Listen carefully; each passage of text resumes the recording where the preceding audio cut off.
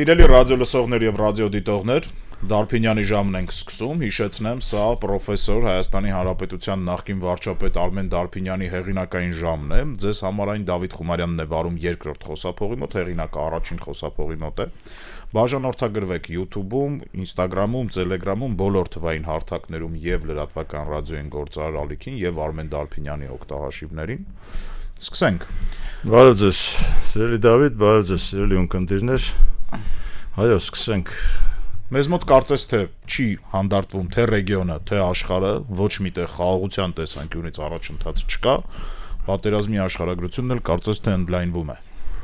Ընդլայնվում է եւ հարցականների շարը նաեւ ավելի է ավելանում, այսինքն ինչով է ավարտվելու այս ամեն ինչը, բայց մի հստակ բան կա, որ կարող ենք արձանագրենք այդ արդեն հիմա։ Դա այն է, որ նախագահ Տրամփը իր ականջները կտեսնի, բայց Նոբելյան մրցանակ չի տեսնի խաղաղության։ Ցավոք սրտի իրադարձությունները զարգանում են հիմա այնպիսի հունով, որ ոչ միայն կանխատեսելի չեն, այլ նաև Տրամփը իր գործողություններով եւ հատկապես հայտարարություններով շատ ավելի է շփոթում իրավիճակը։ Ստեղծում է մի անհասկանալի վիճակ հակասական հայտարարություններով եւ շատ վտանգավոր հայտարարություններով։ Մասնավորապես վերջին հայտարարությունը վերաբերում էր նրան, որ պատրաստ է ոչնչացնել ուղղակի Իրանը որպես այդպիսին երկիրը եւ ժողովուրդը։ Հասկանաս, արդեն կանգ չի առնում նաեւ ժողովուրդը վերացնելու արչեւ, ինչը բնականորեն արդեն ողջամիտ հասարակության, ողջամիտ հանրության եւ աշխարհի կողմից արդեն հանդիպում է շատ կոշտ հակազդեցության։ Եվ պետք է ասեմ, որ եվրոպական երկրները կարծես թե արդեն սկսում են խելքի գալ, ուշքի գալ։ Ամենայն դեպս ես արդեն այսօր բացառում եմ այնպիսի մի վիճակ, որ եթե հիշում եք Տրամփը նստած էր եվրոպական մոտ 10 լիդեր, ասենք աշակերտների նման տեղավորված էին նրա դիմացը եւ ունկնդրում էին նրա փառավոր մտքերին։ Ես կարծում եմ, որ հիմա արդեն նման իրավիճակ պատկերացնել անհնար է, որովհետեւ եվրոպացիները նույնպես հասկացան, որ այլևս ունկնդրել Տրամփին հնարավոր չէ եւ պետք է գործել առանձին, պետք է գործել սուվերեն կերպով, Եվրոպան որպես կոնսենսուս -1։ Ես կարծում եմ, որ դրան է գալիս արևմտյան աշխարհը։ Ամենայն դեպս մենք այսօր տեսնում ենք արևմտյան աշխարհում կա լիբերալ աշխարհի 3 երկիր, որոնք առաջատար լիբերալներ են։ Դրանք Կանադայի այսօրվա կառավարության ղեկավարությամբ Կանադան է որպես երկիր, իմչելոց պիտի հատուկ ուշադրություն դարձնեմ վարչապետ Կարնիի ուղղակի իր կերպարին։ Նա կարծես թե ստանձնում է արդեն գաղափարական առաջատարի դերը արևմտյան աշխարհի եւ լիբերալ թևի։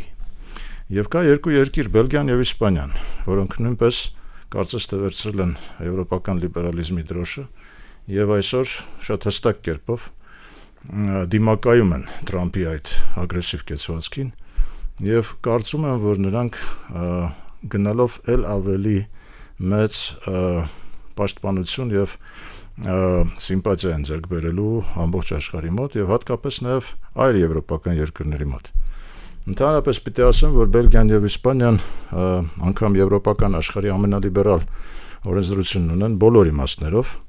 եւ եթե մենք որպես երկիր ինչ որ չափով կամ արդեն իսկ օրենսդրություն հայտարարել ենք, որ Եվրոպայի անդամակցումը մեզ համար արդեն իսկ քաղաքական նպատակ է, ես կարծում եմ, որ այս երկու երկրների օրինակը իրենց ներքին օրենսդրության տեսանկյունից բավական հետաքրքիր է եւ մեզ համար ուսանելի։ Ամենալիբերալ կարգերն են այնտեղ հաստատված, այն ինչ որ հնարավոր չէ այլ եվրոպական երկրներում, կապված օրինակ արհեստական բեղմնավորման հետ ենթադրենք, հնարավոր է իրականացնել Բելգիայում եւ Իսպանիայում կամ ասենք նույն էվտանազիայի ասենք դեպքերում։ Կարծում եմ, որ մենք նման օրենսդրություն պիտի որդեգրենք եւ դրանով իսկ դեպի մեզ բերենք մեր այլևս արդեն մեր աշխարհի, այս միջին արևելքի ժողովուրդներին բերենք մեզ մոտ եւ լինենք նրանց համար որպես ազատության եւ լիբերալ կարգերի մի կղզի, այսպես եմ ես տեսնում։ Կարծես թե շատ հետաքրքիր կերպով մենք հիմա սկսում ենք արդեն անդամագրվել աշխարհի այս հատվածում։ Իրականում դրա մասին էլ էի ուզում, էլի այդ հենց նոր մտքովս անցավ։ Երևի թե մինչև 18 թիվը, չեմ կարծում որ դա ինչ-որ մեր մոտ տեղ ունեցող իրադարձությունների հետ կապ ունի։ Հայաստանը, այսինքն Անդրկովկասը որպես առանձին ռեգիոն էր ընկալվում։ Այսօր Անդրկովկաս ռեգիոն չկա էլ, այսինքն ես շատ քիչ տեղեր եմ հանդիպում այդ տերմինին Անդրկովկասյան պետություններ, նույնիսկ Ռուսաստանը մեծ հաշվով ում հորինած ռեգիոնն է այդ, որովհետև Ռուսաստանի համար ենք մենք Անդրկովկաս, էլի, էլ չի կիրառում, այսինքն այդ միասնությունը մենք առանձին խումբ չենք էլ Հայաստան, Վրաստան, Ադրբեջանը։ Ես կարծում եմ դա ի բարեբախտություն մեզ, որովհետև մենք այնուամենայնիվ քրիստոնյա արևելքի կարևորագույն օղակն ենք, առաջնային օղակն ենք եւ հենց այդպես մենք պետք է մեզ դիրքավորենք, չենք արել մինչեւ այժմ, կարծում եմ որ ռեգիոնալ իրադարձությունները բերում են նրան, որ մենք սկսում ենք արդեն գիտակցել, որ մեր ռեգիոնը այնուամենայնիվ դա միջին արևելքն է, մենք արևելքի զարդարությունն ենք, այսպես ասած, որպես քրիստոնյա ազգ եւ որպես մի քաղաքակրթություն, որը կոչված է միավորել արևելքը եւ արևմուտքը։ Ես կարծում եմ, որ մենք պիտի այստեղ վերաիմաստավորենք, այո, չբացառելով այն, որ մենք բնականաբար վրացիները եղբայրական ազգ են եւ Վրաստանը եղբայրական պետություն է մեզ համար, մենք պիտի շարունակենք եղբայրական հարաբերությունները, փորձենք ստեղծել միասնական շուկա, այսպես թե այնպես, որովհետեւ դա շատ կարեւոր է եւ մեզ համար եւ Վրաստանի համար։ Ինչ վերաբերում է Ադրբեջանին, այնտեղ շատ հարցականներ կան, բայց վերջի իսկապես եթե այս ամբողջ գործընթացը միտված է խաղաղության, ապա վաղ թե ուշ մենք գալու ենք միասնական շուկայի եւ գոնե միասնական շահերի գիտակցման եւ դրանց չխանգարելու վարվելակարգին եւ վարվելակերպին։ Ես վերադառնալով նախագահ Տրամպի գործողություններին, պիտի ասեմ, որ ավելանում է այն երկրների, պետությունների թիվը, որոնք սկսում են հակաճառել Տրամպին եւ հասկանում են, որ արդեն նրան ունկնդրելը այդքան էլ այսպես պատվաբեր գործ չի։ Մասնավորապես Վատիկանը հայտարարեց, որ նա չի միանալու։ Վատիկանը, որը քրիստոնյա աշխարհի, կաթոլիկ աշխարհի լիդերն է եւ որի կապակցությամբ Տրամպը նույնպես շատ ողջավորված ճառեր էր ասում, ոչ միայն Տրամպը, նաեւ Վենսը գնաց Պապի հետ հանդիպեց։ Վենսը, որը ինքը կաթոլիկ է եւ շատ էր կարեւորում Վատիկանի հետ հարաբերությունները, Վատիկանը շատ կոշտ արձագանքեց, նախ մերժեց այն հրավերքը խաղաղության այդ խորհրդում Գազայի վերաբերյալ մասնակցության հրավերքը մերժեց Վատիկանը շատ կոշտ ձևով, եւ երկրորդ, եթե նկատեցիք 3 թե առաջ օրը Տրամպը հավաքել էր բողոքական մի շարք հոգևորականների եւ աղոթում էին, Վատիկանը շատ կոշտ արձագանքեց, ասելով, որ աղոթել կարելի է միայն խաղաղության համար, չի կարելի աղոթել պատերազմի համար։ Իսկ Տրամպը այն նախագահն է, որը վերանվանեց իր պաշտպանության նախարարությունը պատերազմի նախարարություն, հասկանում ես, նա վերանվանեց նախարարություն այժմ պատերազմի նախարարությունը եւ իրենք արդարացնում են արդեն պատերազմի իրենց կոչումը, որովհետեւ գիտես այդ գործողությունը Իրանի դեմ, Իրանի նկատմամբ շատ է նմանվում այլևս արդեն տերորիստական ակտի, որտեվ եթե հիշում ես հենց առաջին գործողությունից հետո երբ նրանք սպանեցին Այաթոլլահ Խամենեին եւ նրա ընտանիքը ոչնչացրեցին ուղղակի եւ հիմնական ռազմաքաղաքական ղեկավարության ուղղակի ոչնչացրեցին, առաջին կոչը Տրամփի եւ Նեթանյախուի հետեւյալն էր, որ դե ժողովուրդ մենք մեր արածը արեցինք, դուրս եկեք փողոց եւ տապալեք այս իշխանությունը։ Գիտես նույն բանն արեց Նայիրի Հունանյանը հոկտեմբերի 27-ին իր ոչրագործությունը, իր այդ սպանդը իրականացնելուց հետո ոչնչացրեց ուղղակի պետությունը ոչնչացրեց, հա։ Առաջին կոչը դա ժողովուրդ, ես իմ արածը արեցի, եկեք փողոց, հա, սա տերորին նմանվող գործողություն է։ Ես շատ կուզենայի, որպեսզի այն տեղի չունենար, այնպես չէ, որ ասենք մոլաների ռեժիմը փոխելու կամ չփոխելու խնդիրը դա Իրանի ժողովրդի խնդիրն է, Իրանի քաղաքական համակարգի խնդիրն է։ Դες այսօր առավոտվանից հարցական կար, Երկուշաբթի այսօր հարցական հետևալն էր, թե արդյոք արդեն ընտրվել է նոր հոգևոր առաջնորդը Իրանի, արդյոք մենք մեր կառավարությունը եւ Փաշինյանը հանձնապես կշնորհավորի այդ ընտրությունը թե ոչ։ Ես ուրախ եմ, որ շնորհավորումը տեղի ունեցավ, որտեղ դա իսկապես այսինքն տեղի ունեցել Իրանի գործող համանդրության համապատասխան գործողություն։ Իսկ մենք բնականաբար պիտի ողջունենք եւ պիտի շնորհավորենք եւ պիտի ցանկանանք, որպեսզի Իրանում այնուամենայնիվ այս իրավիճակը ավարտվի եւ խաղաղությամբ պսակվի ամեն ինչ, բայց դա պիտի գիտակցի նաեւ Միացյալ Նահանգները, պիտի գիտակցի Իսրայելը։ Այո, երևի թե Իրանի միջուկային ծրագիրը վտանգ է ներկայացնում իրենից։ Երևի թե։ Ես չեմ կարող այստեղ վիճարկել որևէ բան, բայց երևի թե կան միջոցներ դա սանձելու կամ միայն լոկալ կերպով դա սանձելու, հա, այնպես ինչպես դա արվեց մի քանի ամիս առաջ։ Ճիշտ է, այն ժամանակ եւս, այսինքն հնարավոր չէ այսօր արդեն 100%-ով հավատալ այն հայտարարություններին, որոնք տեղի են ունենում ցանկացած ռազմական գործողությունից հետո, բայց գիտես Թրամփի, ասենք օրինակ մի հայտարարություն, ասաց ես զգացի, ինձ թվաց, որ Իրանը ուզում է նախահարցակ լինել։ Բարև ձեզ։ Մամուլի պատասխանատուն էլ ասաց, որ դա իր կանխատեսումն է։ Ինքը տենց էր զգում։ Ես զգացի, ասաց, որ Իրանը ուզում է հարձակվել։ Հիմա զգալով ու չի, եղբայր ջան։ Հիմա դու կարող ես շատ բան զգաս եւ դրանով ամբողջ աշխարհը խառնես իրար։ Հիմա ինչպես տարածաշրջանն է խառնված իրար, իսկապես խայտարակ վիճակ է։ Սա ուրեմն այսպես։ Ես դա նաեւ բացատրում եմ նրանով, որ գիտես, այնուամենայնիվ Թրամփը օլիգարխ է։ Ես երբեք չեմ ողջունել օլիգարխների մուտքը քաղաքականություն։ Այդ թվում նաեւ մեզ մոտ եւս հիմա կարծես նախընտրական ինչ-որ ձևակերպումներ են տեղի ունենում, առնվազն 2 բլոկ օլիգարխների կողմից է ղեկավարում, ես դա չեմ ողջունում։ Դա լավ կյանքից չէ։ Գիտես, օլիգարխները, որ մտնում են քաղաքականություն, նրանք ունենում են սովորաբար 2-ից 1-ը, 2 նպատակ կա։ 2-ից 1-ը կամ նրանք իրենց հարստությունն են պաշտպանում եւ ավելացնում, ինտեգրվելով քաղաքական համակարգ եւ դրանով իսկ սիներգետիկ էֆեկտ ստեղծելով քաղաքական ղեկավարության եւ բիզնես ուրեմն օսքերի հետ։ Սա մեկ, այսինքն սեփականություն, տնտեսական լծակներին տիրանալ եւ մերձեցնել քաղաքական եւ տնտեսական լծակները։ Սա մի նպատակ է։ Երկրորդ նպատակը սեփական փառասիրության սպասարկումն է։ Գիտես, օլիգարխներ կան, որոնք որ կարծում են, որ իրենք ամեն ինչի հասել են իրենց կյանքում, մնում է իշխանությունը։ Սա փառասիրությունն է արդեն։ Թրամփի դեպքում իմ կարծիքով հաշվի առնելով նաև նրա տարիքը, այսօր արդեն այդ փառասիրության սպասարկման թեման է առաջ գալիս, որովհետև դա մենք տեսնում ենք նրա փառասիրությունը եւ անկեղծ ասած ես զուգահեռ եմ տանում դա, այսինքն հիշում եմ մեր հրաշալի գործը մեր նախնիների 1773 թվականին առաջին հանրապետական սահմանադրությունը աշխարհում գրվեց հայերի ձեռքով։ Դա կոչվում էր Որոգայթ փառած։ Այսինքն այդ սահմանադրության մեջ հակակշիռներ էին ստեղծված, զսպման մեխանիզմներ, այդ թվում նաև այդ փառասիրության դրսևորման նկատմամբ զսպման մեխանիզմներ էին այդ գործի մեջ նշмарված եւ դա պատահական չէր։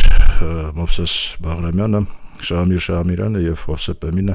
ստեղծեցին մի փառահեղ գործ, որը իմ կարծիքով Դավիթ պիտի լինի մեր ինքնության հիմքում։ Մենք ունենք երկու հզորագույն համաշխարհային մարդկությանը ընդհանրապես մեր տրամադրած երկու հզորագույն արժեք, դա քրիստոնեությունն է եւ հանրապետականությունը։ Հանրապետականությունը, որը ամրագրված է սահմանադրությամբ, իշխանությունների տարանջատում, մարդու իրավունքներ, զսպման մեխանիզմներ։ Առաջին անգամ դա հայերն են ասել։ Հայերն են գրել,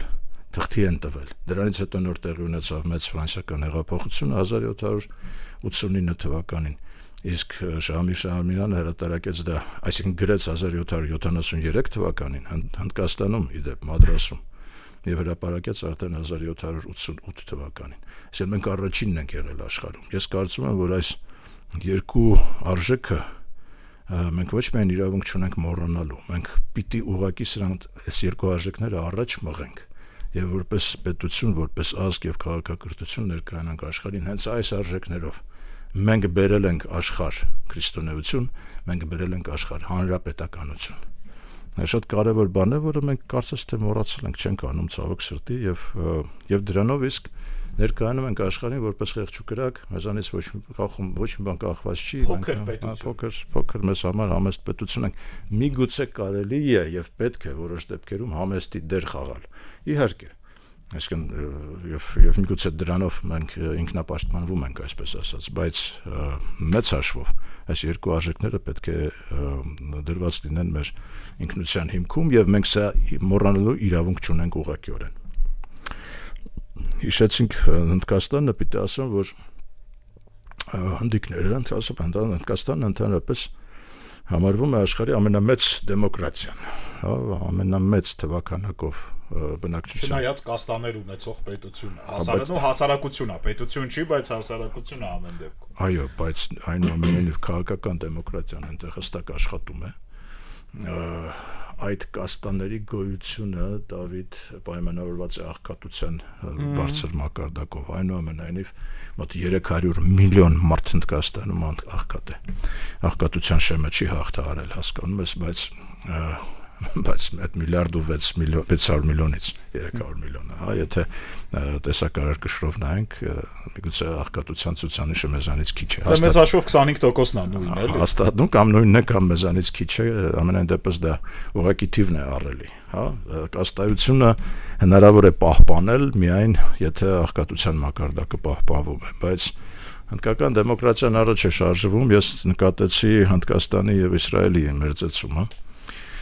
Վարչապետ Մոդին այցելեց Իսրայել եւ շատ կարեւոր այց էր եւ բիզնես տեսանկյունից եւ տեխնոլոգիական զարգացման տեսանկյունից եւ տարածաշրջանային զարգացումների մեր համար կարեւոր տեսանկյունից։ Իսրայելը դիտարկում է երկու իսլամական առանցք, որոնց դեմ նա պիտի կարողանա պայքարել։ Մեկ առանցքը դա շիա առանցքն է, Հեզբոլահը, Համասը, բնականաբար Իրանը, այնտեղ կա Բահրեյնը, որի ղեկավարությունը սունիներ են, բայց բնակչության մեծամասնությունը այնուամենայնիվ շիաներ են, ուրեմն այս շիա առանցքն է, որի դեմ, այսինքն ծայրահեղական շիա առանցքի դեմ Իսրայելը պայքարում է եւ ուզում է ստեղծել մի ուրիշ առանցք, հիմա դրա մասին ես կասեմ, եւ երկրորդը սունի առանցքն է, որտեղ առանցքային դերակատարում ունի Պակիստանը, Սաուդյան Արաբիան, Թուրքիան, Կատարը, խնդրեմ։ Այսինքն երկու առանցք, որի դեմ Իսրայելը փորձում է ձևավորել իր առանցքը, բերելով Հնդկաստանին։ Հնդկաստան, Իսրայել, Հունաստան, Կիպրոս։ Շատ հետաքրքիր համագործակցություն է ձևավորում, այդ թվում նաև տեխնոլոգիական։ Հնդկաստանը այն երկիրն է, որը Իսրայելից ամենամեծ ծավալով ռազմական մթերք է գնում եւ ռազմականացվում է ակտիվորեն։ Հնդկաստանը այն երկիրն է, որը մեզ է մատակարարում ռազմական ապրանքով։ Հնդկաստանը այն երկիրն է, որտեղ ծնվել է հայոց առաջին սահմանադրությունը, նույն Վորոգայթ փառացը, որը մեզ համար շատ կարևոր է, այն երկիրն է, որտեղ հանգրվանել են հայերը եւ շատ լավ են զգացել իրենց։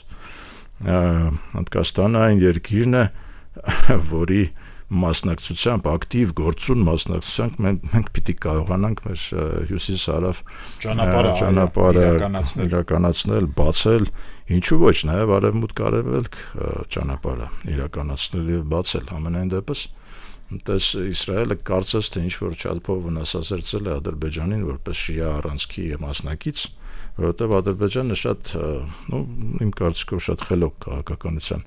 շնորհիվ կարողացել է եւ ճանաչել Պաղեստինը, հասկանում ես, 1992 թվականին։ Կարծես սեփական անկախությունից անմիջապես հետո նրանք ճանաչեցին Պաղեստինը։ Առաջիններից մեկն են եղել աշխարհում։ Հիմա աշխարհում մոտ 150-ից ավել երկիր կա, որոնք ճանաչում են Պաղեստինը։ Այդ թվում եւ մենք։ Դե մենք վերջիններից մեկն ենք, մենք ուշացանք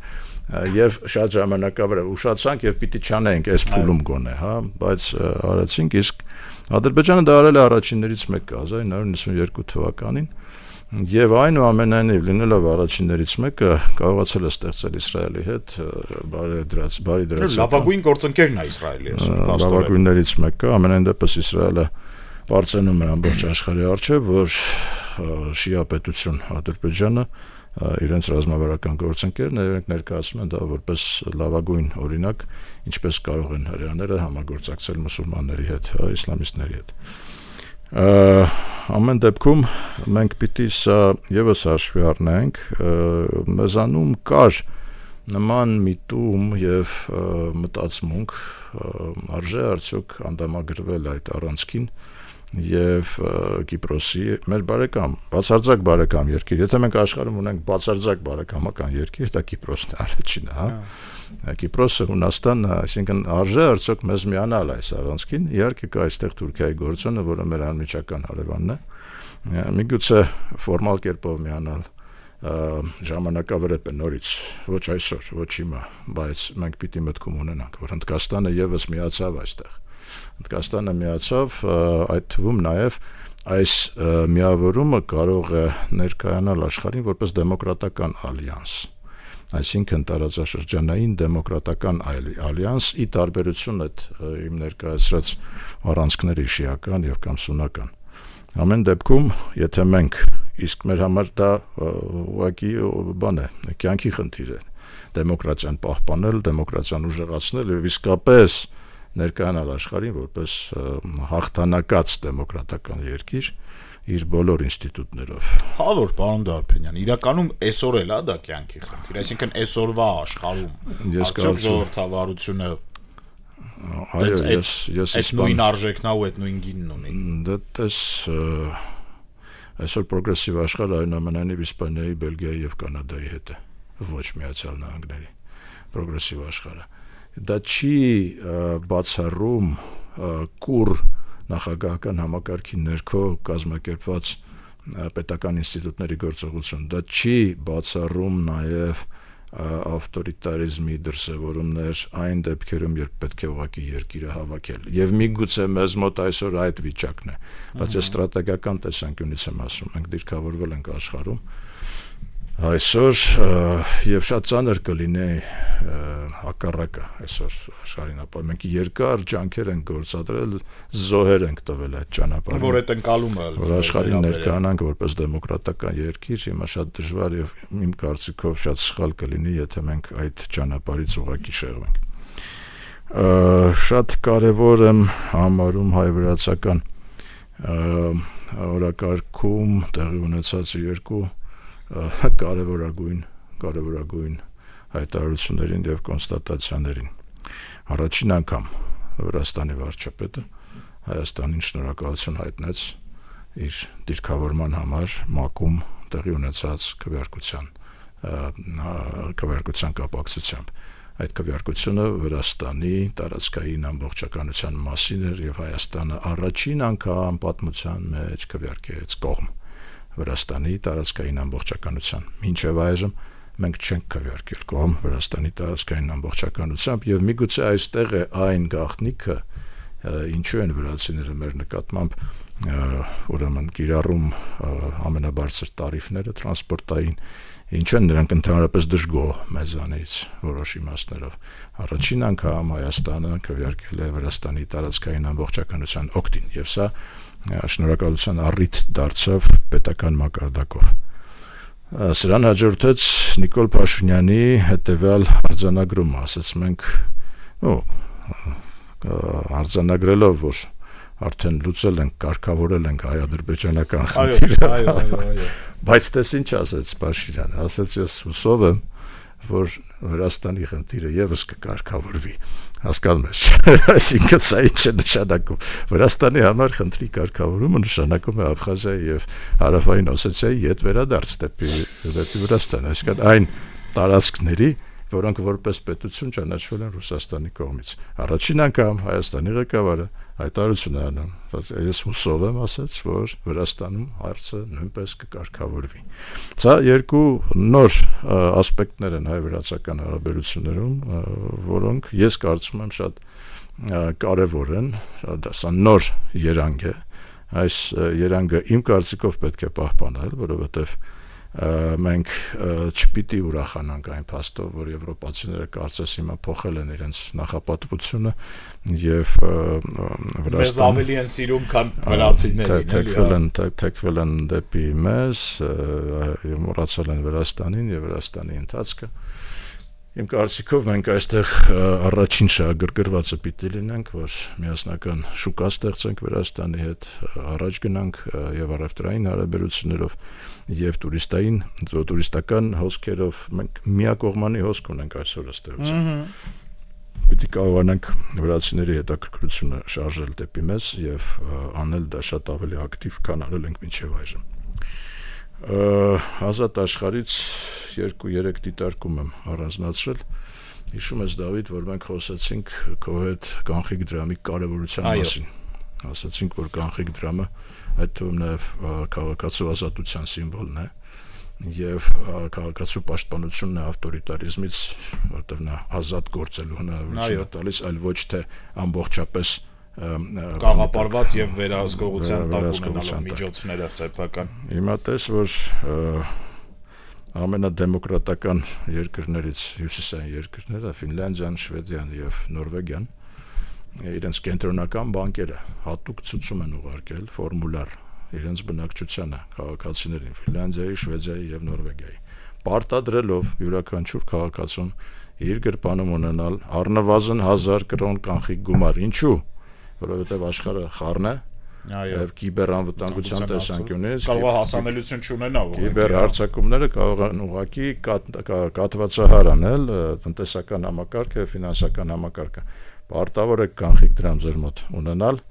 եւ դա որպես ոչ միայն որպես վճարման միջոց, այլ նաեւ որպես երկրի ֆինանսական կայունության ապահովման միջոց։ Ես մեկ անգամ եւս մեր ֆինանսական եւ քաղաքական ղեկավարությանը հորդորում եմ կանխիկ դրամի նկատմամբ հարգալից վերաբերվել եւ չտանել ամբողջը անկանխիկ եւ վերահսկվող դաշտ։ Կանխիկը դա ազատություն է։ Մեկ շատ կարևոր, մենք տեսանք դրա հաստատումը արդեն հյուսիսային դեմոկրատիայի երկրներից։ Դա աշխարհի լավագույն երկրներից, ֆիքսենք էլի։ Իմ կարծիքով աշխարհի լավագույն երկիրը այնուամենայնիվ Շվեյցարիան է, ոչ թե այդ